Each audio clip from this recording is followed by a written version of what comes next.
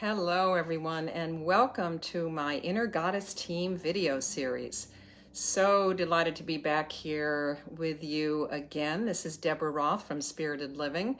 And if you like what you see here, please comment, please like, either here wherever you're watching it, or on my YouTube channel at Deborah Roth.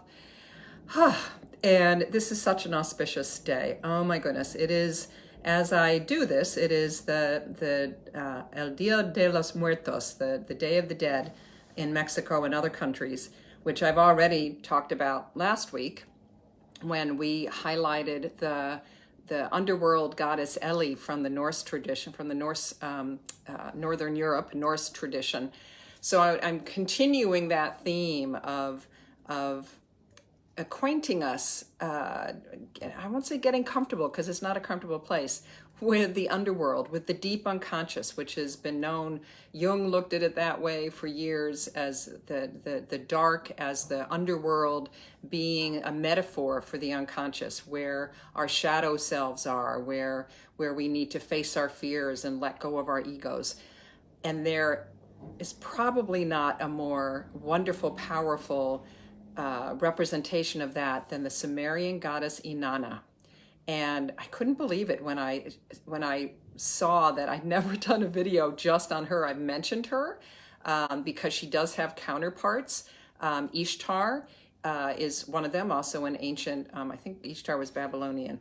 And Astarte, Aphrodite in the Greek tradition, Venus in the Roman tradition. And Inanna was herself kind of a complex, multifaceted goddess. She was first and foremost the queen of heaven and the queen of earth. And she was also considered the goddess of love and sex and fertility, and of war and political strife. So she had this really interesting balance of how they worshipped her. So what I'm going to share with you today, because there are many stories about Inanna, but the one that's most relevant to this time of year, to this Day of the Dead, we've just passed through the ancient holy day of Samhain, otherwise known as Halloween nowadays in our cultures. I'm actually wearing for you the crown, my star-strewn crown, in honor of Inanna, that I wore on Halloween with my two granddaughters when I was the Grammy, what do we call me? The Grammy Star Fairy. And I had a star magic wand.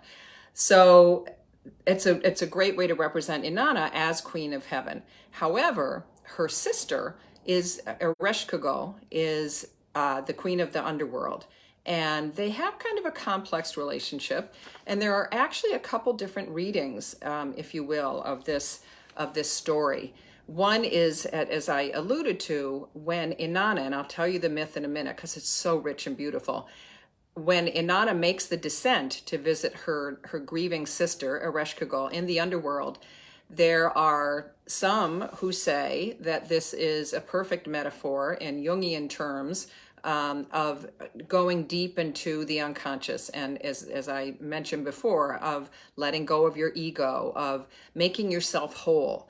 And then there's another reading about this that says it actually is more of a tale of righting injustices, that Inanna did not go forth to actually support her sister, but maybe perhaps to supplant her and to take over her realm.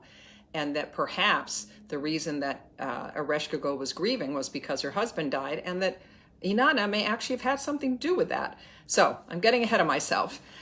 So let me tell you the story. Because however you take in the symbolism, the questions here for you, and I really invite you to think about this, the questions to ask yourself as we go through this are: what shadows do you need to face in yourself? What fears do you need to face? What really strong ego attachments do you need to let go of in order to become whole, in order to become your heavenly, your highest, best self? So the way that the story goes, and this is actually a very famous poem that was called the Descent of Inanna, and it's actually written somewhere around 1900 BCE, and it tells the story of Inanna's descent. And what happens is that Inanna hears, that's this version, that Ereshkigal's husband has died, and she makes the descent, understanding that it's a very dangerous thing to do. So she has her chief helper, Ninshubur, to go with her for part of the journey, and says to her, if I don't come back, if when you leave me, I don't come back, then please get in touch. Please reach out to my father, Enki, and have him help you to bring me back from the underworld, just in case that happens. So they begin their descent. At some point, Inanna is halted, is stopped by the chief gatekeeper. There are 7 or 8 gates to the underworld. Neti is his name. And so Ninshubur has to leave. And I love, this is right from the poem. Let's see. So she does that. She enters the underworld naked and bowed. And as she approaches the Ereshkigal, who's grieving, sitting in her throne, and this is from the poem, the Anuna, the judges of the underworld, surround her. They passed judgment against her. Then Ereshkigal fastened on Inanna the eye of death. She spoke against her the word of wrath. She ushered against her the cry of guilt. She struck her. Inanna was turned into a corpse, a piece of rotting meat, and was hung from a hook on the wall. So pretty graphic. And again, there's all kinds of scholarly suppositions about why Ereshkigal did that. Was she so in grief that she lashed out against Inanna? Did she think that she was going to be taking over her kingdom? So after 3, whatever it was, Inanna hung there for 3 days and 3 nights. And when she didn't reappear, Ninshubur did indeed reach out to Enki, and Enki produced from the dirt under his fingernails.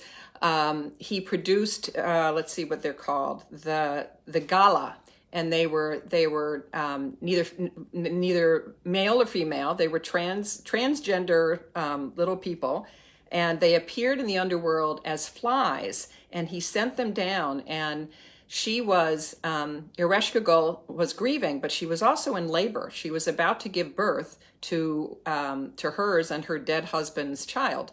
So these flies, the gala, surrounded her and basically mirrored her in her grief. So there's another lesson here about the power of empathy.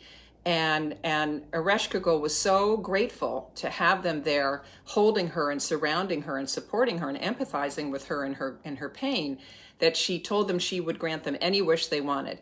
And what they were told to do by Enki, by Inanna's father, was just to say, we want, let's see how they put it, we wish only the corpse that hangs from the hook on the wall. And Ereshkigal handed it over to them, and of course that was Inanna, and came back up, ascended through from the underworld back to her own realm on earth and in the kingdom of heaven.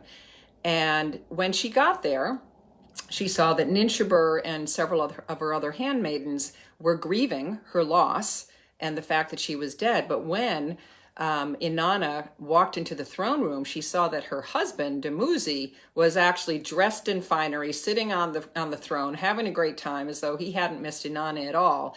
And that made her very angry. So she said, you have to take my place. You can't leave the underworld without some kind of trade. So she was very clear that Dumuzi, who had betrayed her by not grieving her apparent death, should take her place in the underworld.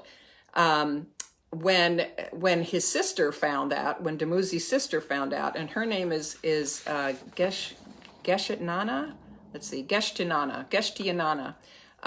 she said, "Oh, let me take half of it, half of the time in the underworld with my brother Dumuzi." And so they take turns, which is why, in allusion to the Persephone Demeter myth, which I've talked about here also, that's why we have a changing of the seasons when there's, when Earth is not alive, and when it comes live again is when Dumuzi descends into the underworld, taking Inanna's place. So that's the Reader's Digest, the 25-cent version of the Inanna Demuzi, or the Inanna Ereshkigal underworld myth. Find yourself, and you can certainly find them online. Find the Descent of Inanna, the poem itself, because it's such rich, luscious, evocative language that tells this story. So what does that mean for us today? As I said, this is embracing this myth, embracing the energy of Inanna is a way for us to remember to come back to what we need to do to become whole ourselves. What, as I said, what do we need to let go of? What ego death do we need to bring about? What fears, what shadows do we need to leave behind in the underworld in order to become more fully ourselves? So I just hope that resonates with you, and I really would love for you to go find this myth and read the whole Descent of Inanna. And I will leave you with a beautiful chant that speaks to Inanna. It speaks to any of these crone goddesses, these goddesses that are the wise women of their time who are able to make this kind of dangerous, powerful descent into the dark, into the unconscious, into the underworld. And so this is in honor of Inanna, of Eli from last week, of any other of the other crone goddesses that we've talked about. Ancient Mother, I hear you calling. Ancient Mother, I hear your song. Ancient Mother, I hear your laughter. Ancient Mother, I taste your tears. Ancient Mother, I hear you calling. Ancient Mother, I hear your song. Ancient Mother, I hear your laughter. Ancient Mother, I taste your tears. So as you move through this time, whether you're watching it on the actual Day of the Dead, in this season of Scorpio, in this season of Samhain and Halloween, or any other time of the year, know that you can access the divinely feminine power and message that Inanna brings to us. I'd love to hear your experiences. I'd love to hear how you journey to your own underworld and work to make yourself whole. Thanks so much for being with me today, and I look forward to gathering with you again, whenever that is, so we can explore other members of our Inner Goddess team. Blessed be.